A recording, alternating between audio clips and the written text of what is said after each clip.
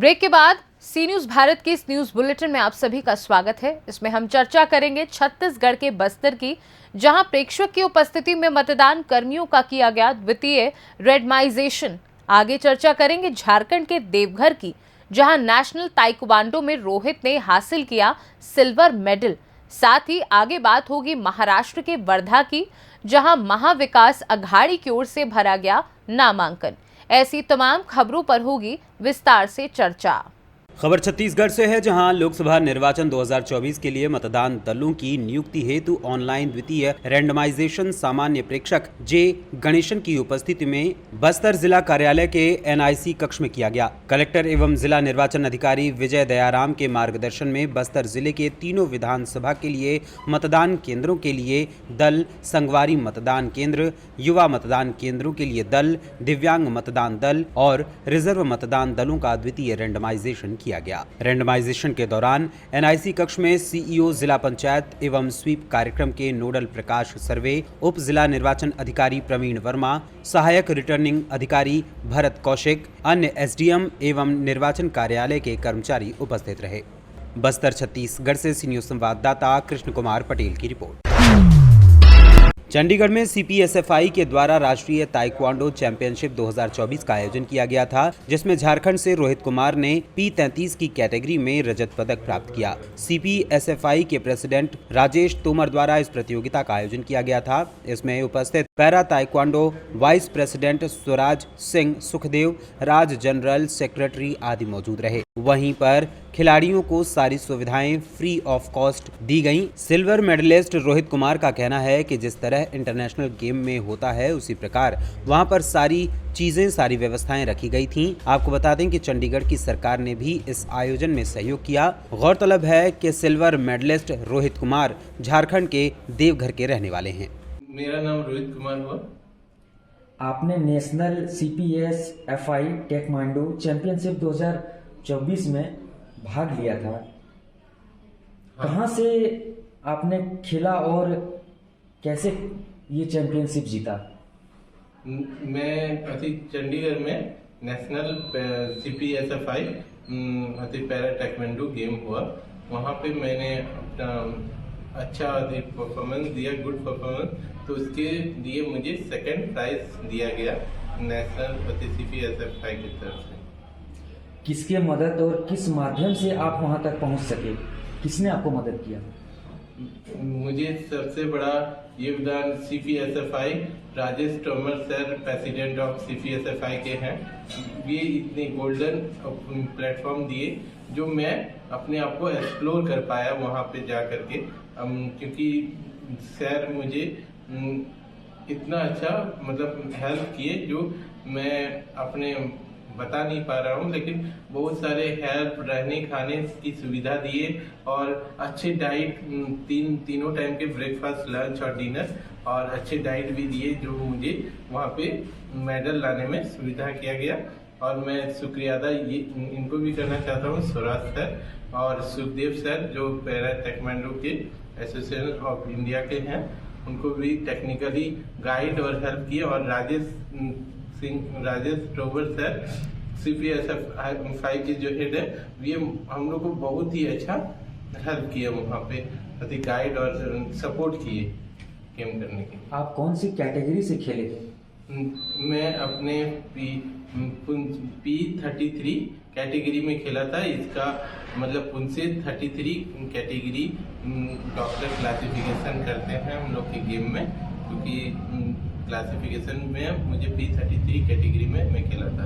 आप झारखंड को रिप्रेजेंट कर रहे थे वहाँ से, तो झारखंड से भी आपको कोई मदद की होंगी वहाँ तक पहुँचने में? मुझे झारखंड से राजकुमार सर और धीरज शर्मा सर हेल्प किए थे। दिव्यांग ट्रस्ट की तरफ से मार्गदर्शन दिखाए थे सीपीएसएफआई के यहाँ पे सोसाइटी के द्वारा, मुझे वहाँ पे नेशनल लेके गए। और आप आगे क्या सोचे हैं? किस तरह का खेलना चाहेंगे? आप नेशनल लेवल पर कैसे खेलना चाहेंगे? मैं नेशनल लेवल पे मैं अच्छा परफॉर्म करना चाहूँगा, मतलब कि इंटरनेशनल भी जाना चाहूँगा। इंडिया के लिए मैं खेलना चाहूँगा, एशियन गेम्स के लिए खेलना चाहूँगा। तो मैं सपोर्ट अपना अच्छा बेहतरीन परफॉर्मेंस दिखाऊंगा गेम में। आपके परिवार वाले कितना खुश हैं आप जो ये सिल्वर मेडल लाए हैं? मेरे मम्मी पापा और मेरी 2 सिस्टर बहुत ही ज़्यादा खुश है। मेरा फर्स्ट अचीवमेंट हुआ, ये भी राजेश तोमर सर जो प्रेसिडेंट है उनके द्वारा ही ये पॉसिबल हो पाया, क्योंकि मैं फर्स्ट टाइम मैं नेशनल में मेडल अचीव कर पाया। आपको वहाँ पर कौन कौन सी सुविधाएं मिली?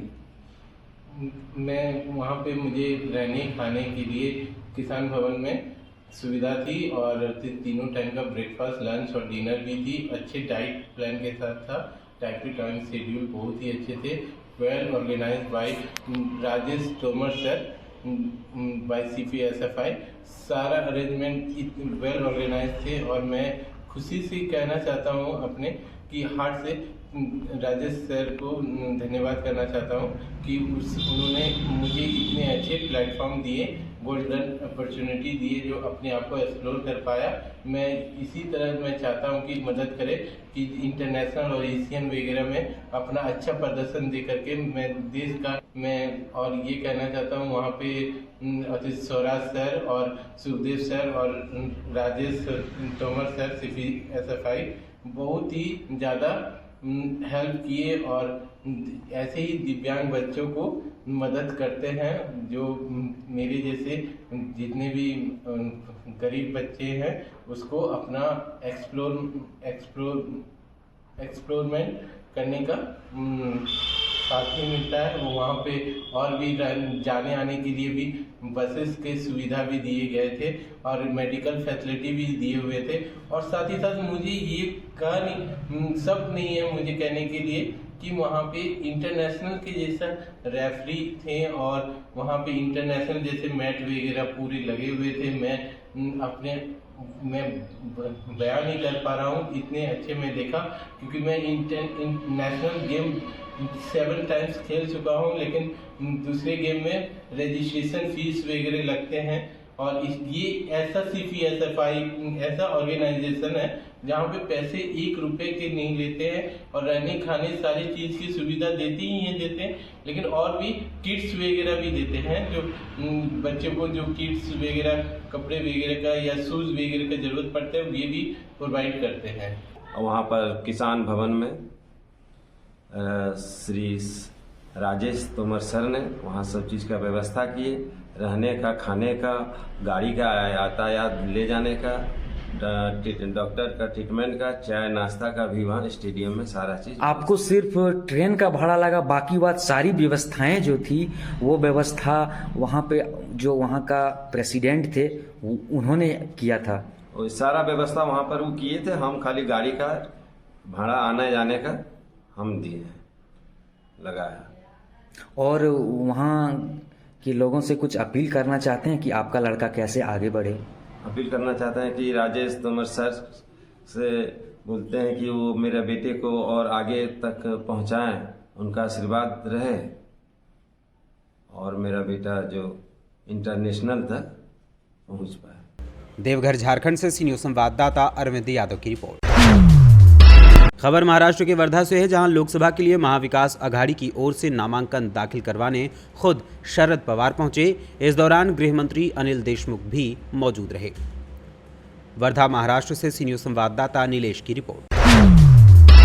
खबर उत्तराखंड के रुद्रपुर उधम सिंह नगर से है, जहां आपको बता दें कि रुद्रपुर कांग्रेस कार्यालय में आज कांग्रेस और इंडिया गठबंधन समाजवादी पार्टी के संयुक्त प्रेस कॉन्फ्रेंस की गई, जिसमें समाजवादी पार्टी के कार्यकर्ताओं ने कांग्रेस के कैंडिडेट प्रकाश जोशी को समर्थन देते हुए इंडिया गठबंधन द्वारा कांग्रेस के कैंडिडेट को चुनाव लड़ने और इंडिया गठबंधन को मजबूत करने की बात कही। वहीं इस मौके पर कांग्रेस के जिला अध्यक्ष हिमांशु गवा द्वारा बयान में कहा गया कि कांग्रेस के राष्ट्रीय अध्यक्ष और समाजवादी पार्टी के राष्ट्रीय अध्यक्ष द्वारा जो दिशा निर्देश दिए गए हैं उसका पालन करते हुए आज इंडिया गठबंधन के कांग्रेस कार्यालय में प्रेस कॉन्फ्रेंस संयुक्त रूप से आयोजित की जा रही है, और देश के संविधान और देश को बर्बादी से बचाने के लिए इंडिया गठबंधन को मजबूत करना ही होगा। इसके अलावा उन्होंने और क्या कुछ कहा, आइए आपको सुनाते हैं। जो राष्ट्रीय स्तर पर इंडिया गठबंधन बना है उस पार्टी के भीतर, उस गठबंधन में हमारी पार्टी भी साथ में है, CPI-ML। और जो देश के भीतर आज सबसे बड़ा खतरा है कि संविधान को खत्म करने का खतरा, लोकतंत्र पे हमला। हमने देखा कि ED, CBI के लगातार विपक्ष के नेताओं के ऊपर गिरफ्तारी का शिकंजा कसता जा रहा है। तो कहीं ना कहीं इस देश के भीतर किसी आदमी को बचाने की लड़ाई नहीं है, ये लड़ाई पूरे देश को बचाने की लड़ाई है। आप देखिए कि किसान मोदी के शासनकाल में, पूरे शासनकाल में लोग सड़कों पर रहे, किसान बेरोजगार लंबे समय से सड़कों पर हैं। और हम देखिए महिलाओं के ऊपर जो हिंसा है लगातार बढ़ती चली जा रही है, वो महिला पहलवानों का सवाल हो या उत्तराखंड के भीतर अंकिता भंडारी का मामला हो, या हम देखें कि ये सिडकुल है, हम सिडकुल के क्षेत्र में बैठे हैं, उस सिडकुल के अंदर लगातार जो श्रमिक हैं उनका शोषण किया जा रहा है। और श्रमिकों के लिए विवादास्पद 4 श्रमिक कोड बिल लेके आई है भारतीय जनता पार्टी, जिसको वो कह रहे हैं कि 2024 में आने के बाद हम उसको लागू कर देंगे। तो ये किसानों के लिए, मजदूरों के लिए, नौजवानों के लिए, बेरोजगारों के लिए हर तरीके से घातक है भारतीय जनता पार्टी। इसलिए इंडिया गठबंधन के बतौर हम लोग यहाँ बैठे हैं और हम लोगों की जो अपनी जिम्मेदारी है, हम उस अपनी जिम्मेदारी को CPI-ML के साथी लोग, जितने लोग हैं, हम लोग अपनी जिम्मेदारी को निभाएंगे। चुनाव है, ये चुनाव देश बचाने का चुनाव है, लोकतंत्र बचाने का चुनाव है। इसलिए समाजवादी पार्टी, आज इंडिया गठबंधन जो हमारे कांग्रेस के प्रत्याशी हैं, उनके लिए हम लोग यहाँ पे आए हैं। और कल से हमारी मीटिंग हो चुकी है, आज मीटिंग हो गई, आज तय हो गया है। कल से हम लोग डोर टू डोर जैसा ये लोग कहेंगे उस तरीके से हम लोग प्रचार करने का कार्य करेंगे और गठबंधन के प्रत्याशी को जिताने का कार्य करेंगे। और यहाँ के जो पूर्व सांसद, अब पूर्व सांसद हो जाएंगे, मैं इसलिए कह रहा हूँ पूर्व सांसद, क्योंकि 3-3.5 लाख वोटों से जीते थे वो, इस बार 3.5 लाख वोटों से वो हारने जा रहे हैं, क्योंकि उन्होंने आज तक कोई भी काम नहीं किया। आसपास के गांव में आप चले जाइए, उनके आप सीधा पट नहीं पाएंगे, और उन्होंने अपनी 60% निधि नहीं खर्च कर पाए हैं। इसलिए जनता उनको हराने का काम करेगी। जनता बहुत बड़ी होती है, 140 करोड़ लोगों का देश है, ये वो देश चलाएंगे, ना कि 2 लोग देश चलाएंगे। चुनाव कार्यालय पे हमारे जो इंडिया गठबंधन के साथी हैं, चाहे मैं समाजवादी पार्टी की बात करूँ, चाहे मैं CPI की बात करूँ, आज ये लोग हमारे कार्यालय पे आए, हमने इनका गगन खुशी से स्वागत किया है। और हम एक बैठ के रणनीति बनाएंगे कि हम सब लोग मिलकर प्रचार किस तरीके से करेंगे। जो ये लोकतंत्र खत्म करने वाली सरकार है, इसको कैसे रोका जाए और इसको कैसे खत्म किया जाए, और प्रचार हमारा किस तरीके से हो, क्या लोगों को हमें समझाना है, उसको लेकर बैठ के रणनीति। कांग्रेस की भी पूरी तैयारी चल रही है। जितना प्रचारक भारतीय जनता पार्टी आएंगे उतने ही कांग्रेस के आएंगे। कांग्रेस और इंडिया गठबंधन कहीं हल्के में नहीं है। कहीं 1-2 दिन के अंदर मैं आपको सूची दे दूंगा कि हमारे स्टार प्रचारक पूरे प्रदेश में कौन कौन आने वाले और हमारे जिले में कौन कौन आने वाले हैं। इनका अगर मोदी जी का कार्यक्रम बड़ा हुआ है तो हमारे भी राहुल गांधी जी कोई ना कोई यहाँ पे आएगा। इसकी सारी सूची हमें 1 दिन के अंदर मिल जाएगी। रुद्रपुर उधम सिंह नगर उत्तराखंड से न्यूज संवाददाता शादाब हुसैन की रिपोर्ट। हल्द्वानी रुद्रपुर मार्ग पर लिसा फैक्ट्री में अचानक भीषण आग लग गई। आग लगने से फैक्ट्री जलकर पूरी तरीके से खाक हो गई। बताया जा रहा है कि फैक्ट्री में भारी मात्रा में लिसा रखा हुआ था। फिलहाल आग लगने के कारणों का पता नहीं चल पाया है। अग्निशमन विभाग की कई गाड़ियां मौके पर मौजूद हैं। अग्निशमन विभाग आग पर काबू करने के प्रयास में लगा हुआ है, लेकिन लिसा ज्वलनशील पदार्थ होने के चलते आग पर काबू पाया नहीं जा पा रहा है। फिलहाल अग्निशमन विभाग आग पर नियंत्रण पाने के लिए आसपास के जिलों से और भी अग्निशमन की गाड़ियों को बुला रहा है। बताया जा रहा है कि लिसा फैक्ट्री में भारी मात्रा में लिसा रखा हुआ था। आग लगने के कारणों का अभी तक पता नहीं चल पाया है। वहीं इस मौके पर SDM Paritosh Verma, city magistrate AP Vajpayee, SP crime Harbans Singh, CO Nitin Lohani, तहसीलदार सचिन कुमार सहित कई अधिकारी व बड़ी संख्या में पुलिस बल व ट्रैफिक के जवान मौजूद हैं, जो यातायात व्यवस्था को दुरुस्त करने में लगे हुए हैं। किधर बुझाने को लेकर देखिए, लिसा फैक्ट्री में आग लगी है, ये बेल बाबा मंदिर के पास। तो इसमें काफ़ी भीषण लिसा फैक्ट्री बताई जा रही है और भीषण आग यहाँ पर लगी हुई है और फायर ब्रिगेड की पर्याप्त व्यवस्था यहाँ पर की गई और आग इस समय नियंत्रण में करने का प्रयास किया। ठीक। हल्द्वानी उत्तराखंड से न्यूज संवाददाता शादाब हुसैन की रिपोर्ट। खबर आजमगढ़ से है, जहां आजमगढ़ के थाना जहानागंज में दोपहर के समय शॉर्ट सर्किट से गेहूं की फसल में आग लग गई। देखते ही देखते फसल जलने लगी। आनन फानन में लोग आग बुझाने का प्रयास करते दिखे। वहीं थाना अध्यक्ष व फायर ब्रिगेड के आने से पहले ही आग पर काबू पा लिया गया। आजमगढ़ से न्यूज संवाददाता CB भास्कर के साथ राजू प्रसाद शास्त्री की रिपोर्ट। खबर मध्य प्रदेश के भिंड से है, जहां भिंड में पति ने पत्नी को मौत के घाट उतार दिया। पति द्वारा मांगे गए पैसे न देने पर पत्नी को गोली मार दी गई। पति ने पत्नी को गोली मारने के बाद उसका अंतिम संस्कार कर दिया। गोली लगने से पत्नी की मौत हो गई। गुपचुप तरीके से आरोपी पति ने घर के पीछे खेत में पत्नी का अंतिम संस्कार कर दिया। किसी अज्ञात व्यक्ति ने डायल 100 को इसकी सूचना दी। वहीं घटना भिंड के गोहद थाना क्षेत्र के अंतर्गत आने वाले गांव पिपरौली में बसे बंजारापुरा की बताई जा रही है। सूचना मिलते ही मौके पर गोहद थाना प्रभारी मनीष धाकड़ ने पहुंचकर आरोपी को गिरफ्तार कर लिया। गोहद थाना पुलिस ने आरोपी पति के खिलाफ आईपीसी की धारा 302, 201 के तहत मामला पंजीबद्ध कर विवेचना में ले लिया है। पुलिस आरोपी पति से घटना में प्रयुक्त किए गए हथियार की पूछताछ कर रही है और साथ ही साथ अग्रिम कार्यवाही में जुट गई है। ये कल दोपहर के आसपास कॉलर ने 100 डायल पे फ़ोन लगा के बताया था कि उसकी चचेरी बहन है जो कि बंजारी कपड़ा में 8-9 साल पहले शादी हुई है। उसके पति ने गोली मार करके हत्या कर दी है और ना उनको खबर थी उस बारे में, ना ही पुलिस को बताया और साक्ष्य छुपाने की दृष्टि से उसका अंतिम संस्कार कर दिया गया है। सूचना मिलने पर मैं टीम के साथ में एसडीओ साहब मौके पर पहुँचे थे। अफसर टीम को बुलाया गया था। मौके पर प्रथम दृष्टया देखा तो वहाँ पर कुछ ब्लड पड़ा हुआ था और ब्लड वगैरह जब्त हुई है मौके से। चूँकि सबका अंतिम संस्कार कर दिया गया था तो सब में से उसके कंकाल राख आदि को जब्त किया गया है और प्रथम दृष्टया साक्ष्यों के आधार पर उसके पति के खिलाफ 302 की FIR की गई। किन धाराओं में? 302 और 201। आरोपी कितने हैं? आरोपी मैंने इसमें मारने वाला एक ही उसका पति है और अंतिम संस्कार करने में साक्ष्यों को छुपाने में जिन लोगों का सहयोग रहा होगा उनको विवेचना के आधार पर उनके खिलाफ कार्रवाई की। कोई हथियार भी जब्त किया गया था? हथियार अभी नहीं मिला है क्योंकि आरोपी से पूछताछ की जा रही है। मौके पे बुलेट मिला है। अभी पुलिस परीक्षा में है आरोपी। आगे उससे जो भी हथियार वगैरह बरामद होता है कार्रवाई की जाएगी। फ़ोन लगा के बताया था कि उसकी चचेरी बहन है जो कि बंजारी कपड़ा में 8-9 साल पहले शादी हुई है। उसके पति ने गोली मार करके हत्या कर दी है और ना उनको खबर थी उस बारे में, ना ही पुलिस को बताया और साक्ष्य छुपाने की दृष्टि से उसका अंतिम संस्कार कर दिया गया है। सूचना मिलने पर मैं टीम के साथ में एसडीओ साहब मौके पर पहुँचे थे। अफसर टीम को बुलाया गया था। मौके पर प्रथम दृष्टया देखा तो वहाँ पर कुछ ब्लड पड़ा हुआ था और ब्लड वगैरह जब्त हुई है मौके से।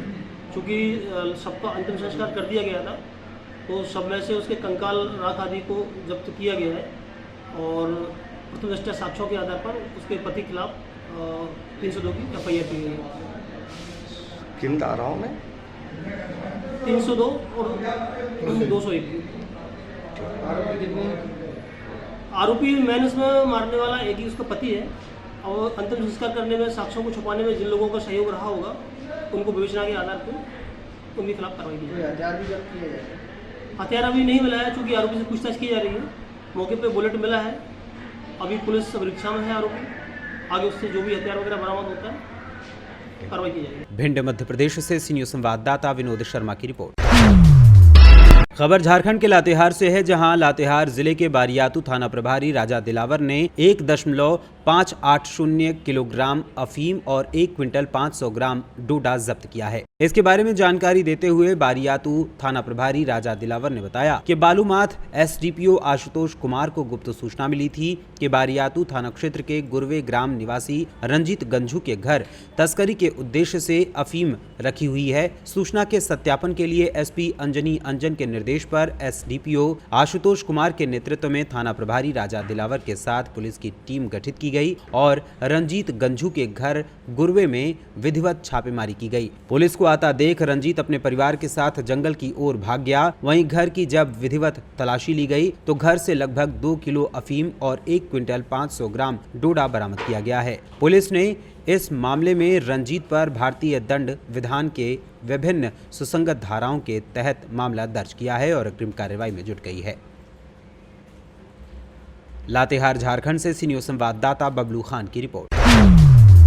कोठीबार थाना क्षेत्र के ग्राम सभा कोल्हुआ के टोला सोहसा के एक मजदूर की जम्मू कश्मीर के रामबन जिले में एक सड़क हादसे में मौत हो गई। बताया जा रहा है कि सड़क हादसे में 10 लोगों की मौत हुई है, जिसमें महाराजगंज जिले के एक मजदूर की भी मौत हुई है। शुक्रवार को रामबन में नेशनल हाईवे पर एक एसयूवी कार फिसलकर खाई में गिर गई, जिसमें 10 लोगों की जान चली गई। परिजनों ने बताया कि टवेरा गाड़ी श्रीनगर से जम्मू की ओर जा रही थी और देर रात लगभग 2 बजे के आसपास बैटरी चश्मा इलाके में 300 फीट गहरी खाई में वो गिर गई। इस दर्दनाक हादसे में 10 लोगों की मौत हो गई। वहीं हादसे में महाराजगंज का यह युवक भी मृत्यु के घाट उतर गया। वहीं बुधवार की रात गांव में शव पहुंचने के बाद पूरी तरीके से कोहराम मच गया। इस हादसे में ग्राम सभा कोल्हुआ के टोला सोहसा निवासी 25 वर्षीय संदीप बीन की मौत हुई है।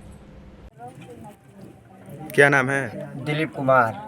कहाँ के रहने वाले हैं? ग्राम सभा कोल्हुआ के निवासी हैं। हमारा दिलीप कुमार नाम है। अच्छा, क्या हादसा हुआ था? वो हमारे भाई के साथ वो निकला था मंगलवार को घर से, उधर गया परियामा में। बुधवार को उधर से निकला 9 आदमी गया, उधर जम्मू से जा रहा था। उधर जाकर वो रामबाग में उसका गाड़ी से एक्सीडेंट हो गया। वो एक्सीडेंट हुआ कि खाड़ी में? वो खाड़ी में गाड़ी गिर गया। हाँ, उसके बाद हमको मालूम नहीं है क्या हुआ क्या नहीं। हमारे घर तक कोई भी नहीं आया, कोई अधिकारी भी नहीं आया। हमको क्या मालूम है, कोई आएगा तभी तो हमको मालूम होगा ना। 100 कब आया? 100 तो अभी रात में आया है 2 बजे। 100 के पास हम लोग लेकर रात भर उसको बैठे थे। अभी 8 बजे उसको ले गए हैं 100 को, ठीक है, वो दाह संस्कार संस्कार करने के लिए। हाँ, उसके बाद अभी आए हैं। अच्छा, कोई किसी अधिकारी द्वारा अनुदान भी मिला है कि अभी अगर कोई अधिकारी द्वारा कुछ भी नहीं मिला है हमको। सहायता राशि किसी के द्वारा? किसी की अभी सहारा से कुछ भी नहीं मिला है। ग्राम प्रधान? वो भी अभी हमको कुछ नहीं, हमारे घर तक नहीं आए हैं तो हम क्या जानते हैं। उधर आज गए थे हमारे पास, हमारा भाई के पास, उधर दाह संस्कार में गए थे। हाँ, दाह संस्कार में गए थे उधर। हमारे घर तक कोई भी नहीं आया तो हम क्या जानते हैं प्रधान का। वो किस लिए प्रधान बनाए? इसीलिए ना कि कोई गांव का मदद कुछ भी हो रहा है तो उसके पास जाना चाहिए। महाराजगंज से सी न्यूज़ संवाददाता अरुणेश कुमार गुप्ता की रिपोर्ट। फिलहाल के लिए न्यूज बुलेटिन में बस इतना ही। वक्त है एक छोटे से ब्रेक का। ब्रेक के उस पार हम आपको और भी तमाम बड़ी खबरों से करवाएंगे रूबरू।